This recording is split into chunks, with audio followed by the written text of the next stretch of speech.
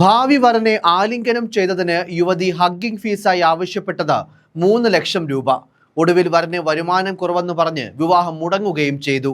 ചൈനയിലെ ഹെനാൻ പ്രവിശ്യയിലെ പിങ്ഡിങ് ഷാങ് എന്ന പ്രദേശത്ത് താമസിക്കുന്ന ഒരു യുവാവും യുവതിയും വിവാഹ ദല്ലാൾ മുഖേന അവരുടെ വിവാഹം ഉറപ്പിച്ചതിന് പിന്നാലെ നടന്ന ചില സംഭവ വികാസങ്ങൾ നവമാധ്യമങ്ങളിലും നിറയുകയാണ്.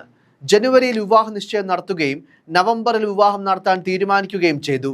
വിവാഹ ക്ഷണക്കത്തടിക്കുകയും അതിഥികൾക്ക് താമസിക്കാനുള്ള ഹോട്ടൽ വരെ ബുക്ക് ചെയ്യുകയും ചെയ്തു. പക്ഷേ കല്യാണത്തിന് ഏതാനും ആഴ്ചകൾ മാത്രം ബാക്കി നിൽക്കെ വധു ഏകപക്ഷീയമായി വിവാഹത്തിൽ നിന്ന് പിന്മാറി. വരന് വരുമാനം വളരെ കുറവാണെന്ന കാരണമാണ് വിവാഹത്തിൽ നിന്ന് പിന്മാറാനുള്ള കാരണമായി വിവാഹ ദല്ലാൾ പറഞ്ഞത്. പക്ഷേ ട്വിസ്റ്റ് അവിടെ തുടങ്ങുകയായിരുന്നു.